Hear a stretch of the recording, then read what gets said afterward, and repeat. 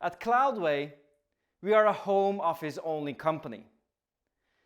And I had a talk with my colleagues and we found 5 tips for succeeding in home office. The first tip is the main tip. If there is one key takeaway you're going to take from this video, it's this. The one key takeaway is to have a proper office chair. Invest in a comfy chair, an office chair, and not use just a kitchen chair or a wooden chair, because you're going to spend a lot of hours here and it gives you better stamina to have a proper chair. Number 2 is to use a proper Teams certified headset. This one has a charger as well, which means that it will be charged when I want to use it. This one is also decked based, which means I can walk around in the house and be in a call at the same time. For instance, if you're waiting for people to join or someone is presenting something and you don't need to see what they're doing visually, but you're going to listen in. So it's great for putting on as well. It doesn't take much, it's not heavy, and I can use this the whole day. So this is an add-on tip to the headset actually, is to have a proper coffee machine at home as well. So let's go get us some coffee. So here I have a coffee machine. It's easy to just get another coffee. Need to fill in some water while I'm in the call.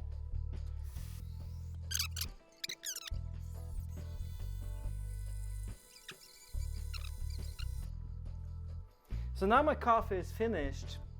Let's head back up. So the question is, should I use a headset at home or should I use a speaker device? In my room in front of my office, I actually have a Surface Hub. Yes, I know not everyone has a Surface Hub, but here I can use a speaker device in order to use without a headset. But what you need to think about is that the room sound may not be that good. So even though you're having a big meeting in front of a big screen with web camera and so on and so forth, this may not be a good experience for those listening into you. There's a lot of room sound and acoustics in the room. So I actually prefer to use this Bluetooth headset when I'm doing meetings in front of my Surface Hub, even though typically use a speaker device. And the reason for that is that then the sound works regardless of where I am in the room, and it won't pick up the room noise that much. So these two are connected through Bluetooth. I'm going to bring this device now into my home office. It's still connected to the Surface Hub and being recorded there. But now, if you go into the room, your camera, and close the door, and you can listen and hear that the sound is completely different. And the reason for that is I have sound tiles in my office. These sound tiles, they both look good, and I will link a description of them in the video in the text below. So I have sound tiles here, and I also have sound tiles here on the roof. Because the acoustic in this room was horrible before I introduced these sound tiles. And it works really well when I use just a headset as well, but also when I am using a speaker device. So think about the acoustic in the room before you want to use a speaker device. So tip number 3 is actually to have a dedicated meeting and home office room. Either a room or a place in your house. Because then you get in the work mode while you sit down and get ready to work here.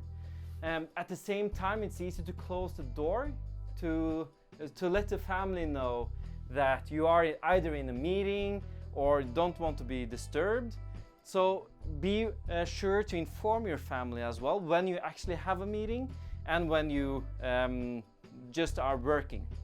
So this meeting space we work 2 people, and we have used it and added some good furniture as well. Number 4, video. So having a good web camera. So here I have a screen with the built-in web camera. This one is actually good enough. It's an HP screen, and I use this web camera a lot. But make sure you buy a team certified web camera, and all team certified web cameras are good enough. And at a home office like this, you don't need 4K. I don't think you need a camera that can zoom and so on. But I also want to tell you about lighting. So in this room I have Philips Hue lighting, where I have the light behind the screen and no direct light at me. But this light will bounce off and really give me good lighting, even if it's in the evening, if it's in the morning, regardless of what kind of lighting there is outside.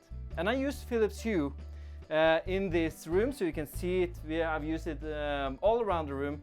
Not much direct lighting, but everything bounces off the wall and gives a good view in the office.